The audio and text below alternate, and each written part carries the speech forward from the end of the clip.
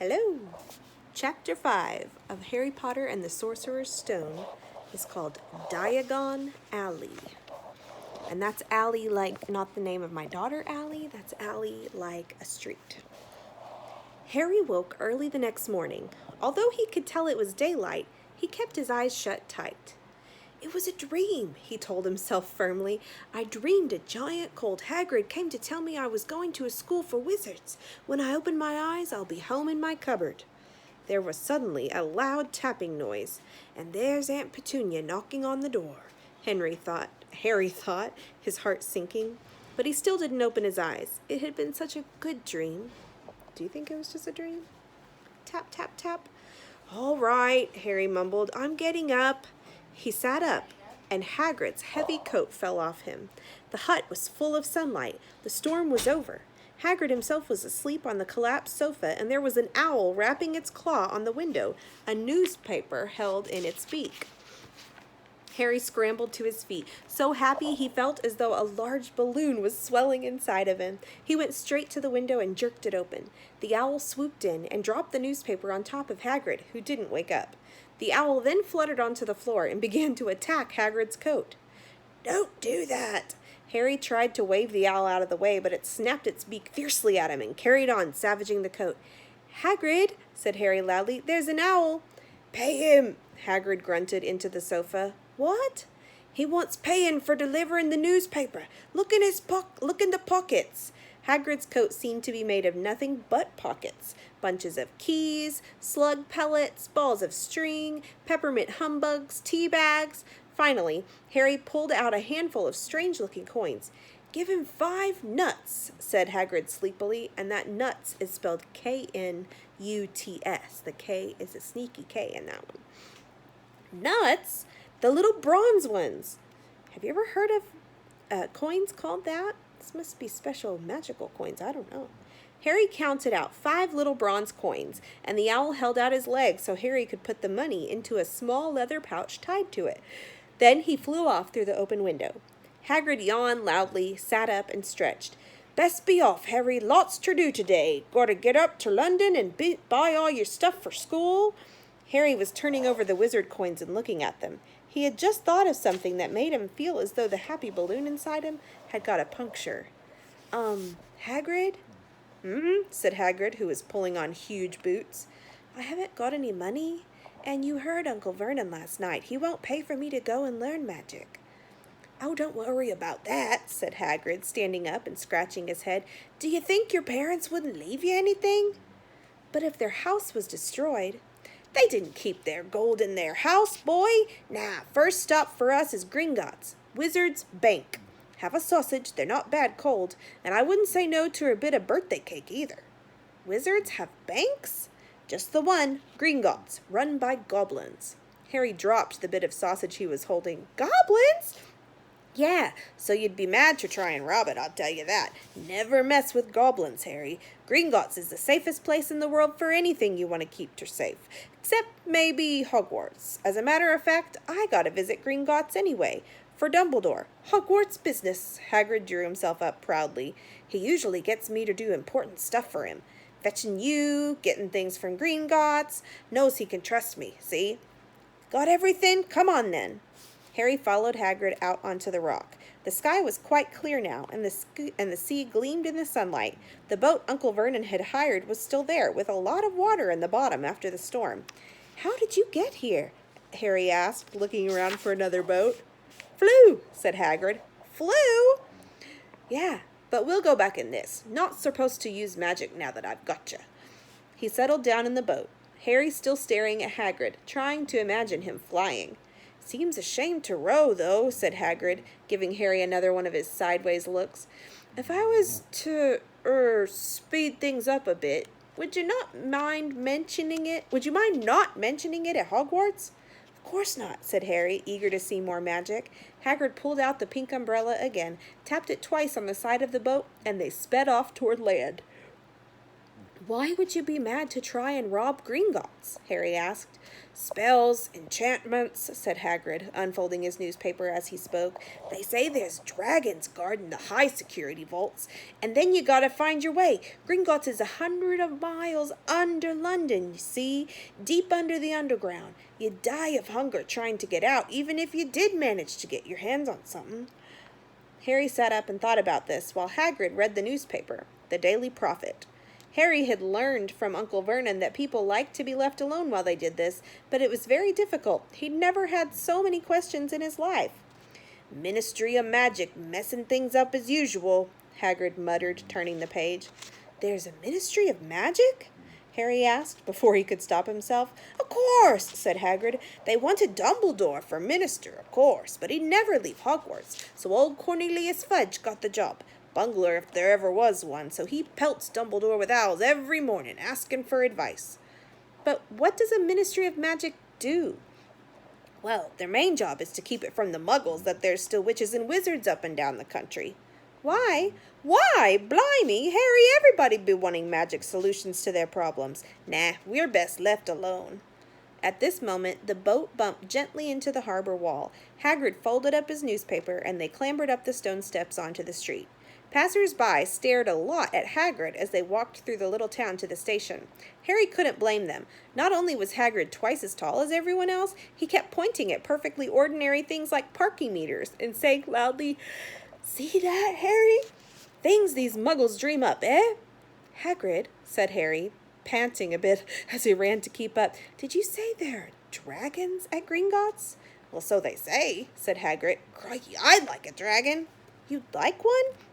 Wanted one ever since I was a kid. Here we go. They had reached the station. There was a train to London in 5 minutes' time. Hagrid, who didn't understand muggle money, as he called it, gave the bills to Harry so he could buy their tickets. People stared more and more than ever on the train. Hagrid took up 2 seats and sat knitting what looked like a canary yellow circus tent. Still got your letter, Harry? He asked as he counted stitches. Harry took the parchment envelope out of his pocket. Good, said Hagrid. There's a list there of everything you need. Harry unfolded a second piece of paper he hadn't noticed the night before and read, Hogwarts School of Witchcraft and Wizardry. Uniform. First-year students will require 3 sets of plain work robes, black, looks like this, 1 plain pointed hat for day wear, 1 pair of protective gloves, dragon hide or similar, 1 winter cloak, black with silver fastenings. Please note that all students' clothes should carry name tags. Course books. All students should have a copy of each of the following. The Standard Book of Spells by Miranda Goshawk, A History of Magic by Bathilda Bagshot, Magical Theory by Adalbert Waffling, A Beginner's Guide to Transfiguration by Emmerich Switch, 1000 Magical Herbs and Fungi by Philida Spore, Magical Drafts and Potions by Arsenius Jigger, Fantastic Beasts and Where to Find Them by Newt Scamander, The Dark Forces, A Guide to Self-Protection by Quentin Trimble. Other equipment needed. 1 wand. Oh, I've got mine. It's over there. 1 cauldron. That's like a big pot that you see. You might see pictures of witches stirring magical potions in a really big black pot. That's a cauldron. 1 set of glass or crystal phials. I actually don't know what those are. 1 telescope, 1 set of brass scales. Students may also bring an owl or a cat or a toad. Parents are reminded that first years are not allowed their own broomsticks. Can we buy all this in London? Harry wondered aloud. If you know where to go, said Hagrid. Harry had never been to London before. Although Hagrid seemed to know where he was going, he was obviously not used to getting there in an ordinary way. He got stuck in the ticket barrier on the underground and complained loudly that the seats were too small and the trains too slow. I don't know how the muggles manage without magic, he said, as they climbed a broken-down escalator that led up to a bustling road lined with shops. Hagrid was so huge that he parted the crowds easily. All Harry had to do was keep close behind him. They passed bookshops and music stores, hamburger restaurants and cinemas, that's a movie theater, but nowhere that looked as if they could sell you a magic wand. This was just an ordinary street full of ordinary people. Could there really be piles of wizard gold buried miles beneath them? Were there really shops that sold spellbooks and broomsticks? Might this not all be some huge joke that the Dursleys had cooked up? If Harry hadn't known that the Dursleys had no sense of humor, he might have thought so. Yet, somehow, even though everything Hagrid had told him so far was unbelievable, Harry couldn't help trusting him. "This is it," said Hagrid, coming to a halt. "The Leaky Cauldron. It's a famous place." It was a tiny, grubby-looking pub. If Hagrid hadn't pointed it out, Harry wouldn't have noticed it was there. The people hurrying by didn't glance at it. Their eyes slid from the big bookshop on one side to the record shop on the other, as if they couldn't see the Leaky Cauldron at all. In fact, Harry had the most peculiar feeling that only he and Hagrid could see it. Before he could mention this, Hagrid had steered him inside. For a famous place, it was very dark and shabby. A few old women were sitting in a corner. One of them was smoking a long pipe. A little man in a top hat was talking to the old waiter, who was quite bald and looked like a toothless walnut. The low buzz of chatter stopped when they walked in. Everyone seemed to know Hagrid. They waved and smiled at him, and the waiter reached for a glass, saying, "The usual, Hagrid?" "Can't tell I'm on Hogwarts business," said Hagrid, clapping his great hand on Harry's shoulder and making Harry's knees buckle. "Good Lord," said the waiter, peering at Harry. Can this be?" The leaky cauldron had suddenly gone completely still and silent. "Bless my soul," he whispered. "Harry Potter, what an honor!" He hurried out from behind his table, rushed toward Harry, and seized his hand, tears in his eyes. "Welcome back, Mr. Potter, welcome back." Harry didn't know what to say. Everyone was looking at him. The old woman with the pipe was puffing on it without realizing it had gone out. Hagrid was beaming. That means smiling really big, remember?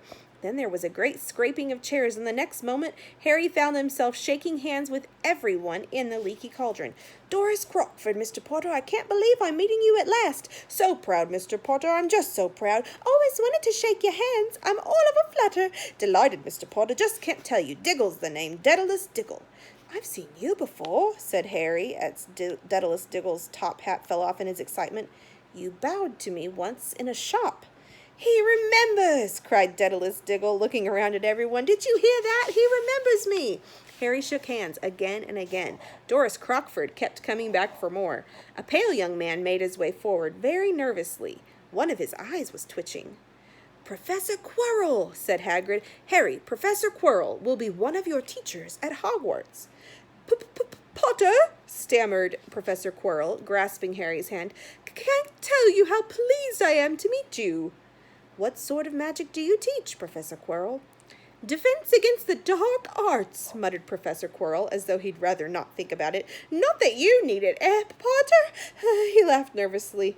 "You'll be getting all your equipment, I suppose. I've got to pick up a new book on vampires myself." He looked terrified at the very thought. But the others wouldn't let Professor Quirrell keep Harry to himself. It took almost 10 minutes to get away from them all. At last, Hagrid managed to make himself heard over the babble. "Must get on, lots ter buy. Come on, Harry." Doris Crockford shook Harry's hand one last time, and Hagrid led them through the restaurant and out into the small walled courtyard, where there was nothing but a trash can and a few weeds. Hagrid grinned at Harry. "Told you, didn't I? Told you was famous. Even Professor Quirrell was trembling to meet you. Mind you, he's usually trembling." "Is he always that nervous?" "Oh, yeah. Poor bloke. Brilliant mind. He was fine while he was studying out of books, but then he took a year off to get some first-hand experience. They say he met vampires in the Black Forest, and there was a nasty bit of trouble with a hag. Never been the same since. Scared of the students, scared of his own subject. Now, where's me umbrella? Vampires? Hags?" Harry's head was swimming. Hagrid, meanwhile, was counting bricks in the wall above the trash can. "3 up, 2 across," he muttered. "Right, stand back, Harry." He tapped the wall 3 times with the point of his umbrella. The brick he had touched quivered. It wriggled. In the middle, a small hole appeared. It grew wider and wider. A second later, they were facing an archway, large enough even for Hagrid, an archway onto a cobbled street that twisted and turned out of sight. "Welcome," said Hagrid, "to Diagon Alley." He grinned at Harry's amazement. They stepped through the archway. Harry looked quickly over his shoulder and saw the archway shrink instantly back into solid wall. The sun shone brightly on a stack of cauldrons outside the nearest shop. Cauldrons, all sizes, copper, brass, pewter, silver, self-stirring, collapsible, said a sign hanging over them. Yep, you'll be needing one, said Hagrid, but we gotta get your money first. Harry wished he had about 8 more eyes. He turned his head in every direction as they walked up the street, trying to look at everything at once. The shops, the things outside them, the people doing their shopping. A plump woman outside an apothecary was shaking her head as they passed, saying, "Dragon liver, 17 sickles an ounce. They're mad." A low, soft hooting came from a dark shop with a sign saying, "Elop's Owl's Emporium. Tawny, Screech, Barn, Brown, and Snowy." Several boys of about Harry's age had their nose pressed against a window with broomsticks in it. "Look," Harry heard one of them say, "the new Nimbus 2000, fast as ever."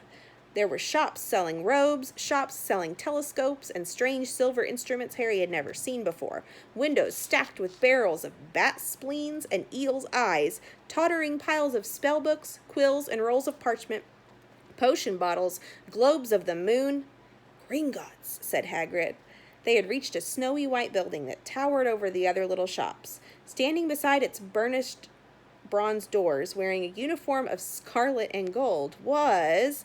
"Yep, that's a goblin," said Hagrid quietly, as they walked up the white stone steps toward him.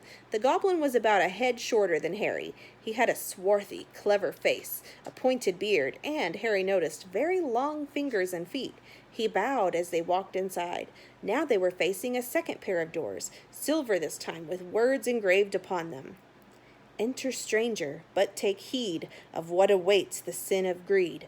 For those who take but do not earn must pay most dearly in their turn. So if you seek beneath our floors a treasure that was never yours, thief, you have been warned, beware of finding more than treasure there."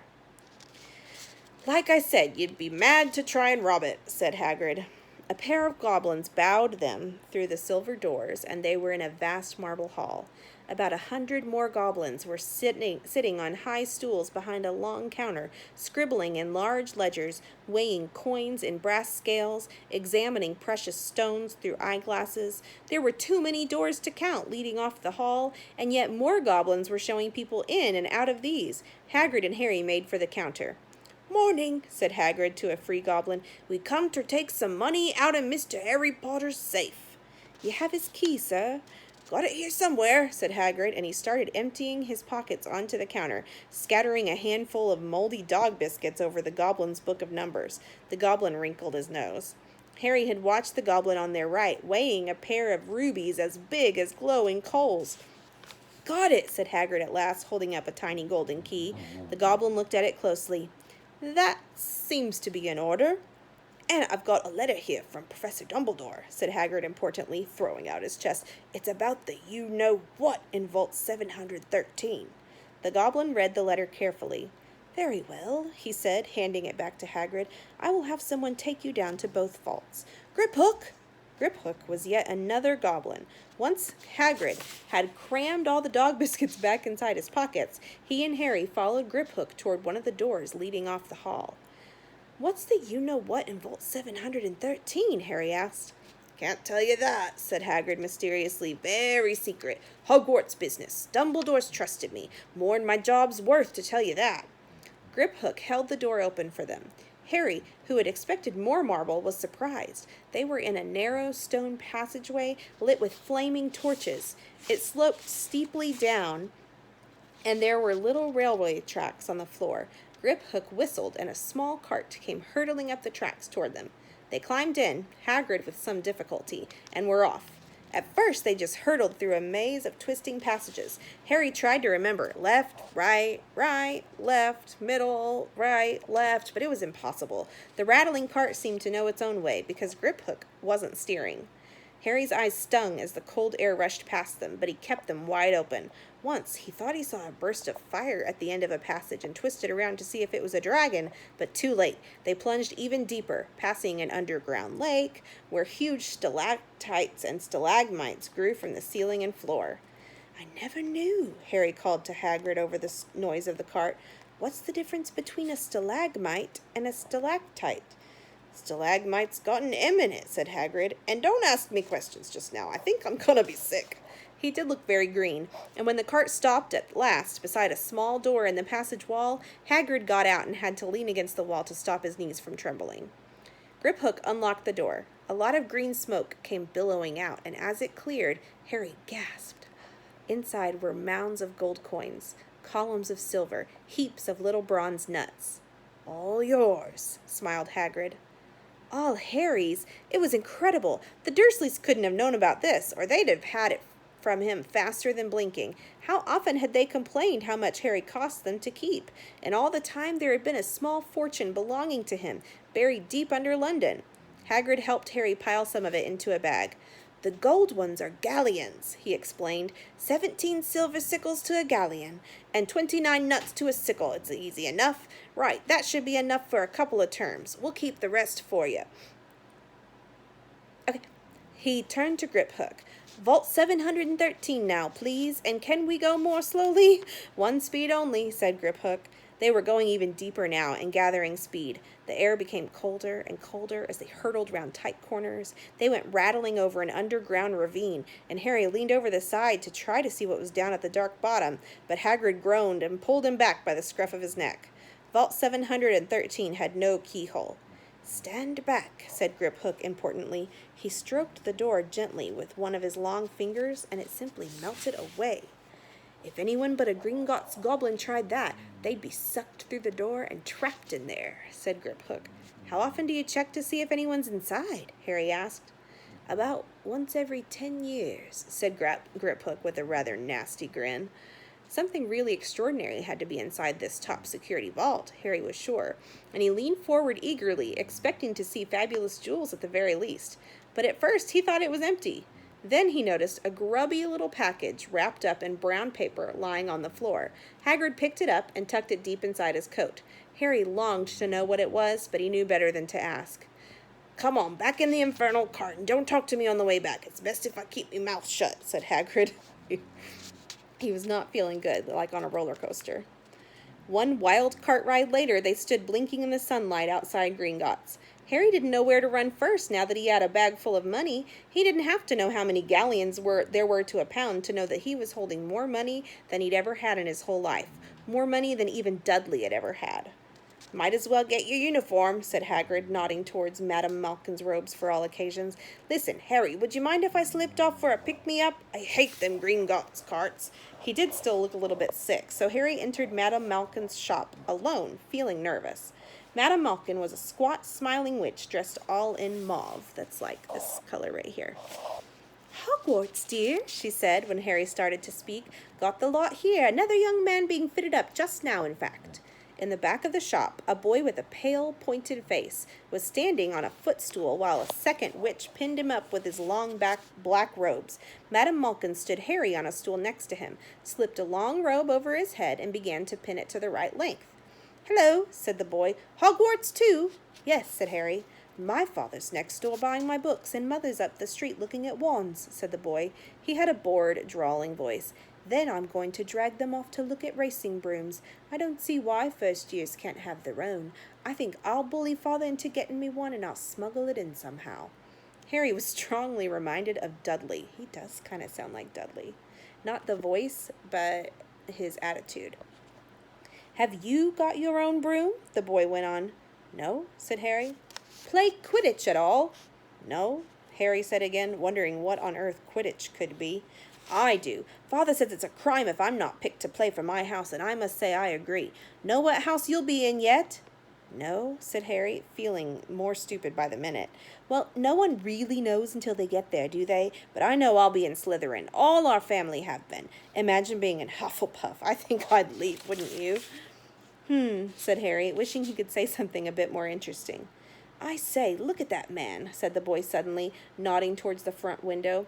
Hagrid was standing there, grinning at Harry and pointing at 2 large ice creams to show he couldn't come in. "That's Hagrid," said Harry, pleased to know something the boy didn't. "He works at Hogwarts." "Oh," said the boy, "I've heard of him. He's sort of a servant, isn't he?" "He's the gamekeeper," said Harry. He was liking this boy less and less every second. "Yes, exactly. I heard he's sort of savage. Lives in a hut on the school grounds, and every now and then tries to do magic and ends up setting fire to his bed." I think he's brilliant, said Harry coldly. Do you? Said the boy with a slight sneer. Why is he with you? Where are your parents? They're dead, said Harry shortly. He didn't feel much like going into the matter with this boy. Oh, sorry, said the other, not sounding sorry at all. But they were our kind, weren't they? They were a witch and wizard, if that's what you mean. I really don't think they should let the other sort in, do you? They're just not the same. They've never been brought up to know our ways. Some of them have never even heard of Hogwarts until they get the letter. Imagine! I think they should keep it in the old wizarding families. What's your surname, anyway? But before Harry could answer, Madame Malkin said, That's you done, my dear. And Harry, not sorry for an excuse to stop talking to the boy, hopped down from the footstool. Well, I'll see you at Hogwarts, I suppose, said the drawling boy. Harry was rather quiet as he ate the ice cream Hagrid had bought him, chocolate and raspberry with chopped nuts. What's up? Said Hagrid. Nothing, Harry lied. They stopped to buy parchment and quills. Harry cheered up a bit when he found a bottle of ink that changed color as you wrote. When they left the shop, he said, Hagrid, what's Quidditch? Blimey, Harry, I keep forgetting how little you know. Not knowing about Quidditch. Don't make me feel worse, said Harry. He told Hagrid about the pale boy in Madame Malkin's. And he said people from Muggle families shouldn't even be allowed into Hogwarts. You're not from a Muggle family. If he'd known who you were, he's grown up knowing your name if his parents are wizarding folks. You saw what everyone in the Leaky Cauldron was like when they saw you. Anyway, what does he know about it? Some of the best I ever saw were the only ones with magic in 'em in a long line of Muggles. Look at your mom. Look what she had for a sister. So, what is Quidditch? It's our sport, wizard sport. It's like soccer in the Muggle world. Everyone follows Quidditch. Played up in the air on broomsticks, and there's 4 balls. Sort of hard to explain the rules. And what are Slytherin and Hufflepuff? Schoolhouses. There's 4. Everyone says Hufflepuff are a lot of duffers, but I bet I'm in Hufflepuff, said Harry gloomily. Better Hufflepuff than Slytherin, said Hagrid darkly. There's not a single witch or wizard who went bad who wasn't in Slytherin. You know who was one. You know who was at Hogwarts? Years and years ago, said Hagrid. They bought Harry's schoolbooks in a shop called Flourish and Blots, where the shelves were stacked to the ceiling with books as large as paving stones bound in leather, books the size of postage stamps in covers of silk, books full of peculiar symbols, and a few books with nothing in them at all. Even Dudley, who never read anything, would have been wild to get his hands on some of these. Hagrid almost had to drag Harry away from the Curses and Counter-Curses by Professor Vindictus Viridian. I was trying to find out how to curse Dudley. I'm not saying that's not a good idea, but you're not to use magic in the Muggle world except in very special circumstances, said Hagrid. And anyway, you couldn't work with any of them curses yet. You'll need a lot more study before you get to that level. Hagrid wouldn't let Harry buy a solid gold cauldron either. It says pewter on your list, but they got a nice set of scales for weighing potion ingredients and a collapsible brass telescope. Then they visited the apothecary, which was fascinating enough to make up for its horrible smell, a mixture of bad eggs and rotted cabbages. Barrels of slimy stuff stood on the floor. Jars of herbs, dried roots, and bright powders lined the walls. Bundles of feathers, strings of fangs, and snarled claws hung from the ceiling. While Hagrid asked the man behind the counter for a supply of some basic potion ingredients for Harry, Harry himself examined silver unicorn horns at 21 galleons each, and minuscule glittery black beetle eyes, 5 nuts a scoop. Outside the apothecary, Hagrid checked Harry's list again. Just your wand left. Oh yeah, and I still haven't got you a birthday present. Harry felt himself go red. You don't have to. I know I don't have to. Tell you what, I'll get your animal. Not a toad. Toads went out of fashion years ago. You'd be laughed at. And I don't like cats. They make me sneeze. I'll get you an owl. All the kids want owls, and they're dead useful. Carry your mail and everything. 20 minutes later, they left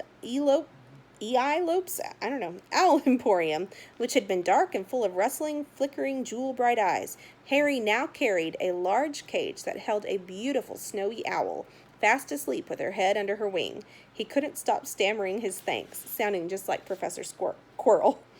Don't mention it, said Hagrid gruffly. Don't expect you've had a lot of presents from them Dursleys. Just Ollivanders left now. Only place for wands, Ollivanders, and you gotta have the best wand.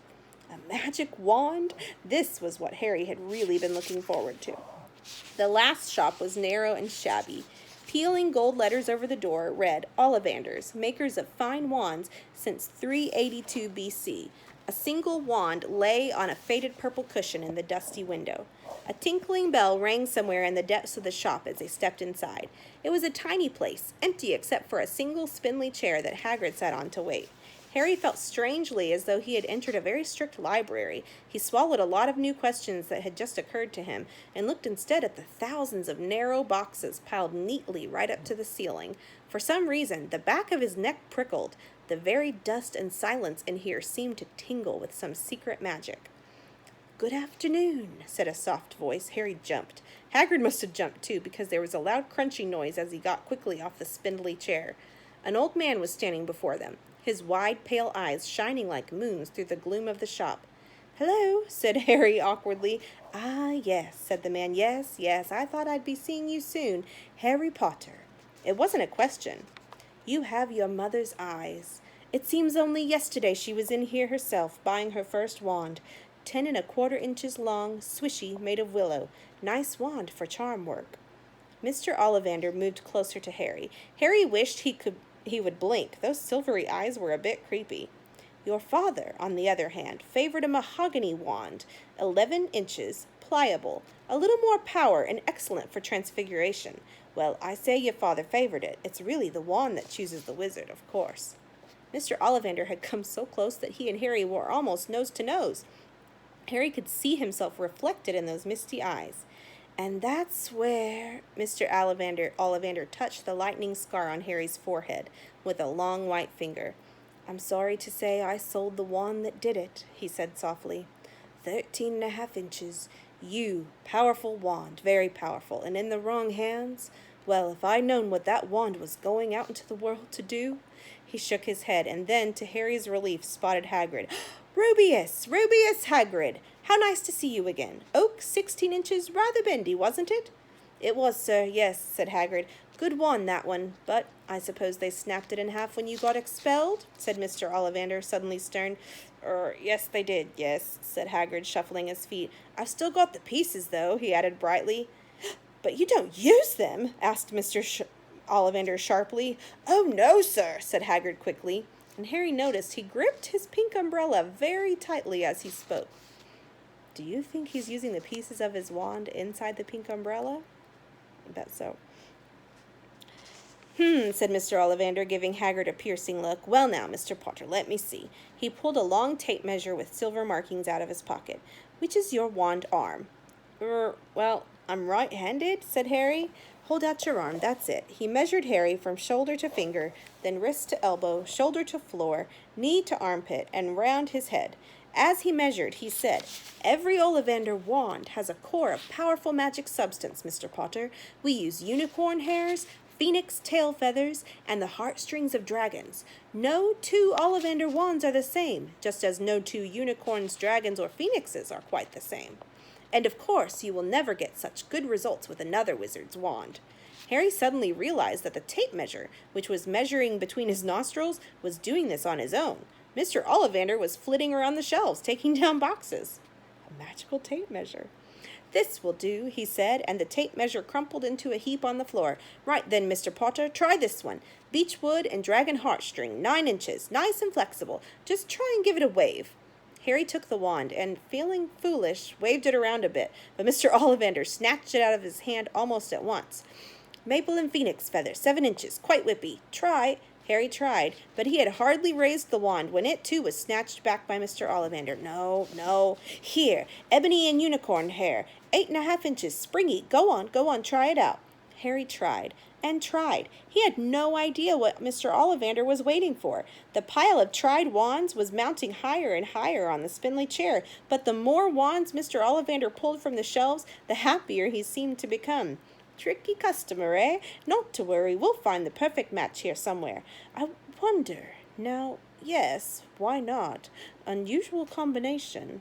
Holly and phoenix feather, 11 inches, nice and supple." Harry took the wand.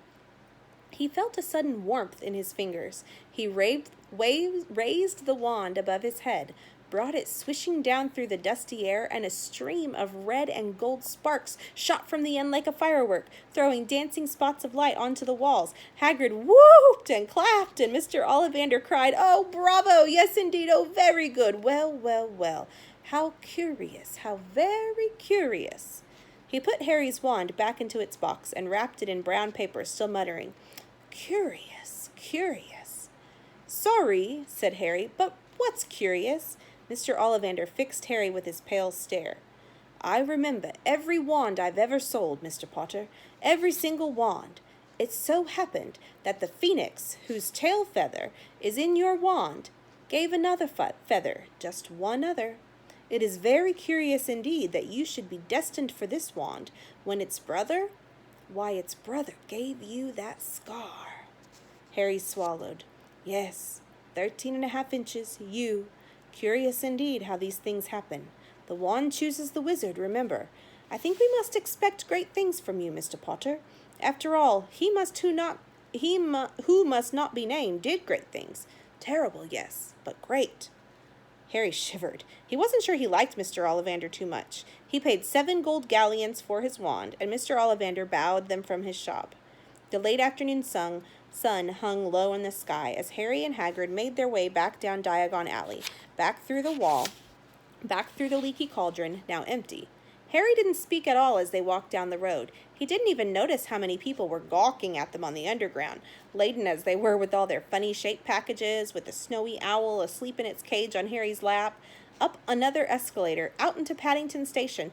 Harry only realized where they were when Hagrid tapped him on the shoulder. "Got time for a bite to eat before your train leaves," he said. He brought Harry a hamburger, and they sat down on a plastic seat to eat them. Harry kept looking around. Everything looked so strange somehow. "You all right, Harry? You're very quiet," said Hagrid.